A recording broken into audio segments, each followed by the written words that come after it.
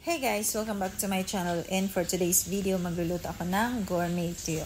So, natanggalan ko na siya ng head, and then, ipa-fry lang natin. So, after naman natin i-fry, ay magtatanggal na naman tayo ng scale.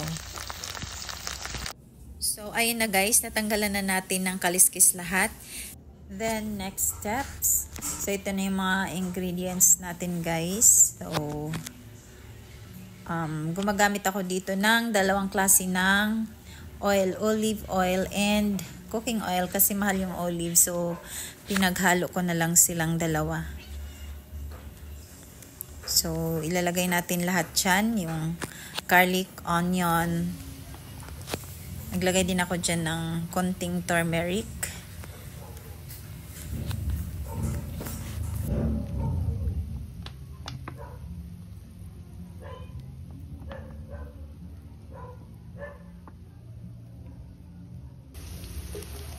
So, depende sa inyo guys kung ano pang inyong ilalagay dyan. Pwede naman i-skip yung olive dyan.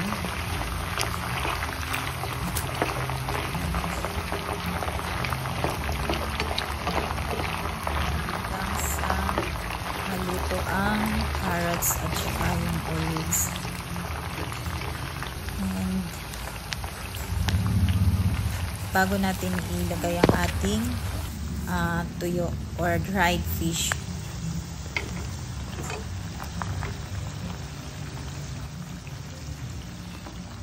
Bye.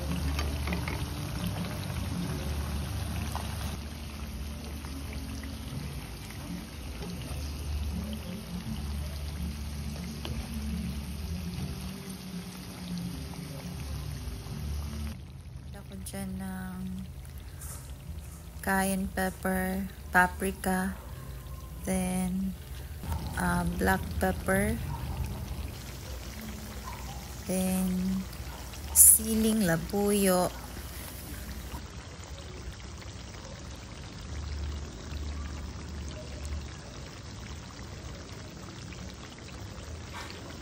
siling green, then nag-add din ako ng pickles.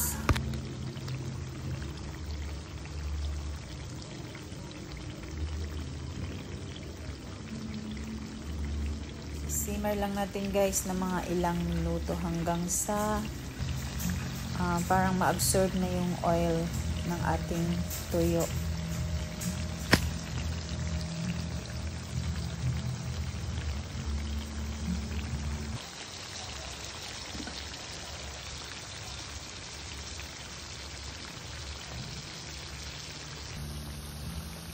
So, ayan na, luto na yan guys. So, ilalagay natin ito sa container, sa jar. Mainam din ito na pang negosyo ang gourmet tuyo. But, ito yung ginawa ko for family use lang. Kasi, kung tamarin kang magluto, so meron ka ng makukuhang ulam or mauulam na ready to eat.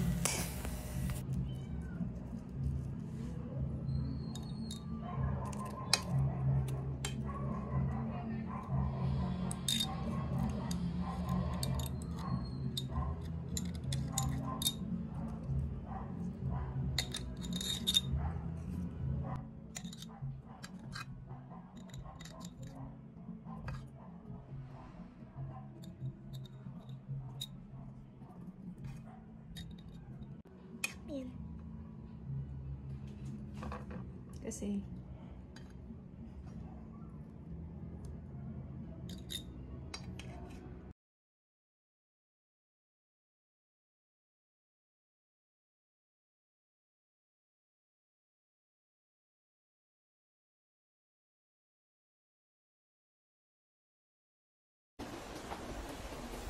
here it is, our gourmet tuyo in a jar.